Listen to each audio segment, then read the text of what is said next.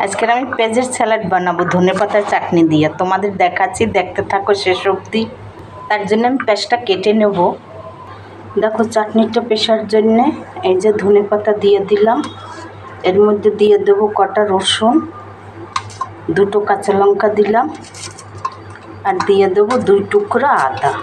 এই দেখো, তারপরে দিয়ে দেবো একটু গোটা জিরা। এবার এটাকে আমি ভালো করে পিষে নেব। দেখো আমি একটুখানি পিষে নিয়েছি। এরপরে এতে স্বাদ অনুসারে একটু নুন দিয়ে দিলাম। এরপরে দিয়ে দেবো একটা লেবু নিগড়াইয়া দিয়ে দিলাম। এই দেখো, এরপর আর একটু পিষে নেব ভালো করে। দেখো আমার চাটনিটা পেশা হয়ে গেল। এই দেখো, দেখো কত সুন্দর হয়েছে চাটনিটা। এবারে আমি পেঁয়াজের স্যালাডটা বানানো দেখাচ্ছি তোমাদের। এই দেখো কত সুন্দর হয়েছে চাটনিটা, একদম সবুজ। দেখো আমি পেঁয়াজটা একটুখানি ধুইয়া নিয়েছি যাতে ঝাঁসটা চলে যায়। এই দেখো, এবারে আমি পেঁয়াজটা এর মধ্যে নিয়ে নেব। তোমরা এরকম ছাড়াইয়ে নেবে, সুন্দর হবে জিনিসটা, খেতে বি ভালো হবে। এই স্যালাডটা ভাত দিয়ে খাও, পরোটা দিয়ে খাও, সব কিছু দিয়ে খাওয়া যাইবে। দেখতে বি সুন্দর, খেতে বি সুন্দর হইবে। এই দেখো,